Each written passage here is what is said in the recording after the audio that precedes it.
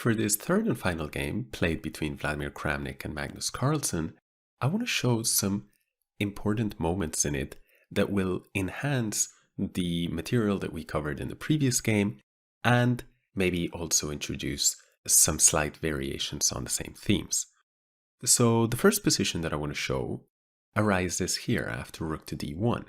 We notice that white has established the rook and the queen both along the semi-open file that favors him, because of course it's black that has the pawn on d6. Now the next moment is that after the following moves here, queen f4, castle, and knight c2 e4, I want to compare the knights. We can see that the white knights look quite central and quite aggressively posted, whereas the black knights look less central and a little bit more passively posted, especially after black's next move, knight to e8. However, the point is that knights should not only be central and active, but they should also be stable. And we will very soon see that the white knights can be kicked back very, very easily indeed. Before this, I want to make a comment. White goes b3 and now rook a7. I want to comment on this move. The rook is going from a7 to d7, and as we see, the rook and the queen are now setting up a defensive battery. Very, very similar to white's offensive battery on the d-file earlier on.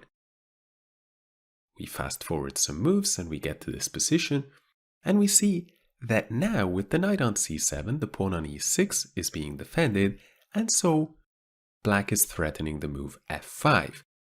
After f5, the knight will have to move back, and then this knight would be in trouble. And so white's knights get kicked back. The first one goes back, and now after f5, the second knight has to step back.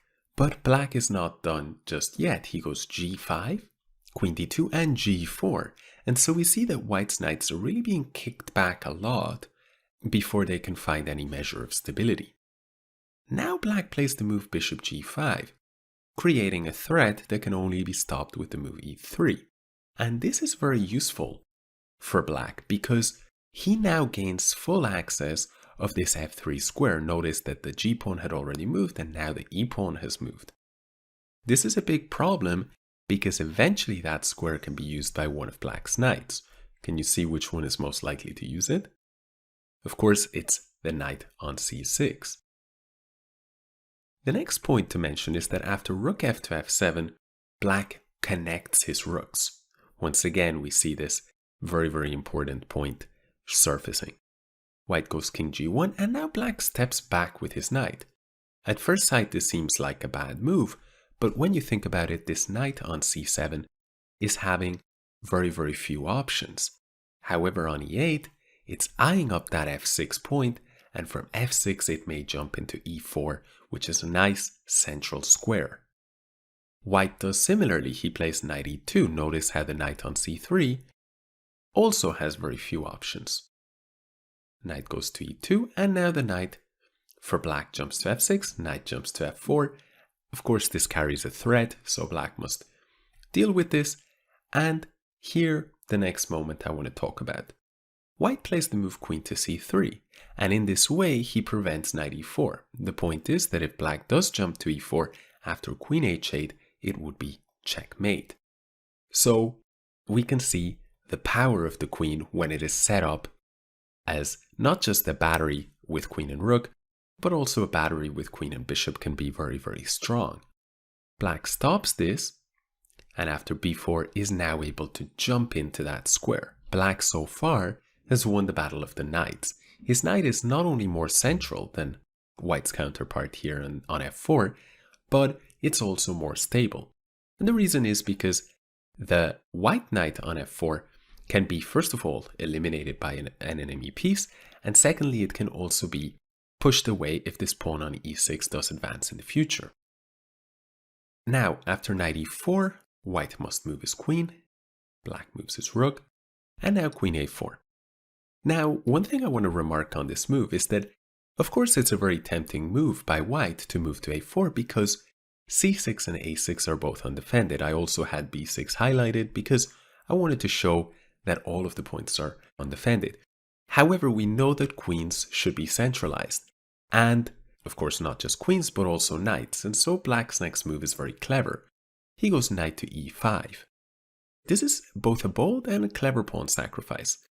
Notice that by having these centralized knights, it's not the end of the world a lot of the time if you do lose some material, because we know that material values aren't absolute. In other words, a knight is not always going to be worth the same as an opponent's knight, or indeed as a teammate knight. And so it stands to reason that we can sometimes sacrifice a little bit of material, sacrifice some quantity of material in order to improve the quality of our material. Now, in this case, that's not even really an issue because after rook a7, we see that the white queen is being attacked. And here we cannot take on b6 because after this tactical sequence, rook b7, queen d4, bishop f6, notice those knights are very, very well defended and very centralized. And the threat is the move knight to f3 with a double attack on the queen and a discovered attack here with the bishop. And the knights are so powerful that in fact the white queen cannot escape their cover. Of course, it cannot take on d6 either, for that is also being protected. And so white would inevitably lose material. Notice, by the way, how this relates to this point we've mentioned before, which is the white queen seeks to be centralized, but be careful if there are too many active pieces on the board, because the minor pieces can hound the queen and indeed trap it. So after rook a7, queen b5 is necessary, and after takes, black recovered his pawn, but we noticed that he recovered it while at the same time optimizing his rook.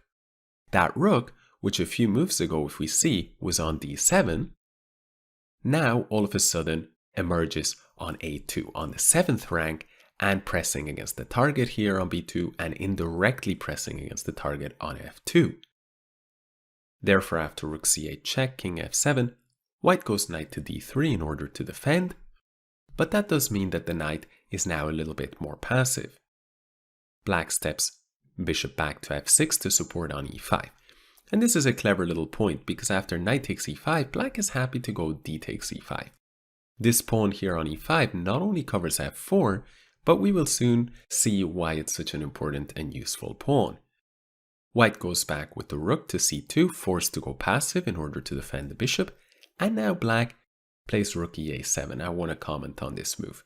This move is very nice because it connects the rooks along the only open file that black is controlling. Notice the c and d file are under white control, but now black once again operates with these rooks together. White goes king to g2. Now black plays the move knight to g5. At first sight, this move seems a little unusual, until we realize that the f3 square is just as well supported and even more advanced. And so the knight may choose to enter on f3, and from there it can actually create some nasty mating threats against the white king. Additional to this, we see another point behind this move. After rook d6, black shows what the point is with the move e4.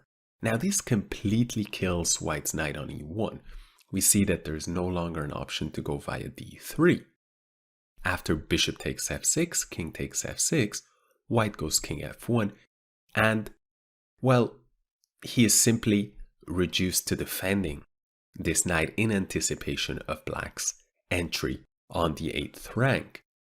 Well, white now goes king to e2, trying to escape the jail here. If, for example, white were to keep his king here, then we could see that if a knight were to land on f3 and a rook were to go on a1, and then you were to take on f3, then e takes f3 check would be mate, because the remaining squares would be covered. A mating pattern, in other words, would be created with pawns here and here for black, and a rook somewhere covering the remaining squares. The rest would be occupied by the white king, and so white tries to avoid this by running to e2, but now black plays rook b1, and once again he is threatening rook a1, doubling up the rooks, connecting those rooks along the 8th rank, and that's very, very powerful. And so white is forced to fight against that. He does not have time to take this pawn because after rook AA1, it will be checkmate shortly. If knight G2, knight will go to F3, and with it will come the threat of rook E1 with mate. Now, therefore, rook D1 happened, black started scooping up the pawns, and now I want to show you another moment. After knight F4, I think it's quite funny that the F4 square, which was previously occupied by the other white knight, is now being occupied by the remaining white knight. So of course, knights, it goes to say that they truly do prize some stable central posts. Let's fast forward. Here's the next moment that I want to comment on. Notice the disconnected rooks, and suddenly, well, it's very difficult for black to put the rook on A5. However, it's not so difficult to double up the rooks on the C-file, threatening an invasion along the 8th rank, and so white takes care of this. Now we'll fast forward a few moves. And here, after H3, I want to show a big difference between this knight here on F3 that is super stable, it cannot be kicked out, and the knight on F4, which can, in theory, be kicked out. Up until now, black has refrained from doing this because it would allow the white knight to jump to an even more central post. However, after black's last move, rook to D7, white does not have a way to prevent E5 to sort of influence the D5 square further, and so after H3, black simply plays E5 and the knight is forced to step back. And now notice that the knight is really having very poor freedom of movement, and in fact it will stay there for the rest of the game. Black invades onto the 7th rank, and after one of the rooks is eliminated, notice that if white does nothing, black will invade with a second rook. So rook takes D2, knight takes D2, rook now goes to B2, and the black knight drops back to F3, back to that beautiful advanced outpost. And notice how there are some mating nets. For instance, if the knight was not here, and you could fly a rook over to G1, of course you wouldn't be flying it, you'd go rook C1 and rook G1.